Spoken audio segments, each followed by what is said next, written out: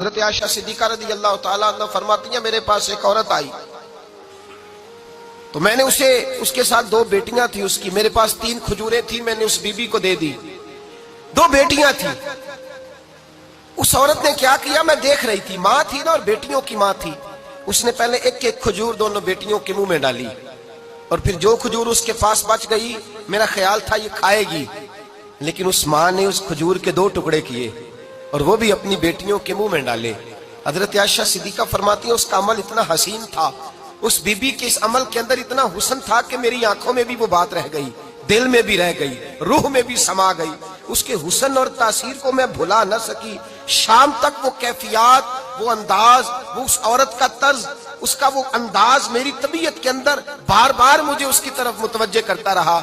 شام کو محبوب تشریف لائے، نبی کریم صلی اللہ علیہ وسلم شام کو جب تشریف لائے تو حبیب پاک علیہ السلام کو میں نے بتلایا، میں نے کہا حضور بی بی آئی تھی، اس کا چہرہ بتا رہا تھا کہ بھوکی ہے، لگ رہا تھا کئی دنوں سے کھانا نہیں کھایا، 3 کھجوریں تھی ہی میرے پاس 3، 2 بیٹیوں کو دے دی، وہ کھا سکتی تھی، لیکن یا رسول اللہ صلی اللہ علیہ وسلم اس نے کھائی نہیں، وہ بھی کھجور 2 ٹکڑے کر کے بیٹیوں میں بانٹ دی ہے۔ حضرت عائشہ کہتی ہے دیر تک حضور میری بات کو سنتے رہے، دیر تک میری طرف دیکھتے رہے، اس تصور کو، بیٹی کے پیار کے اس ذائقے دیر تک محبوب محسوس کرتے رہے، اور پھر فرمایا عائشہ جو دنیا میں بیٹیوں کی وجہ سے آزمایا جائے گا، جب قیامت کا دن آئے گا تو رب اس سے حساب نہیں لے گا، بے حساب ہی جنت میں داخل فرما دے گا۔ اللہ پھر اس سے حساب نہیں لے گا جو بیٹی کے سبب سے آزمایا جائے۔ یعنی حضور نے باپ کو کہا کہ بیٹی کو مصیبت نہ سمجھنا، اگر کبھی اس کے میکے سے جھگڑے کا پیغام بھی آ جائے،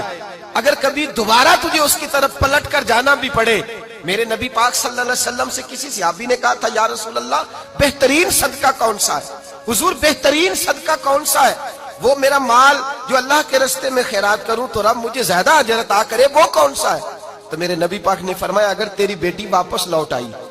طلاق کی وجہ سے یا بیوہ ہو کر واپس آ گئی اور تجھے اس لوٹنے والی بیٹی پر کچھ خرچ کرنا پڑا تو تیرے رسول کا وعدہ یہ ہے کہ اللہ تجھے اس روپے پر سب سے زیادہ اجر عطا فرمائے گا، اس پیسے پر اللہ تجھے سب سے زیادہ۔ انہیں بوجھ نہ جاننا، ان کی آزمائشوں پہ پریشان نہ ہونا۔ گھر کبھی بیٹی کا پیغام آ جائے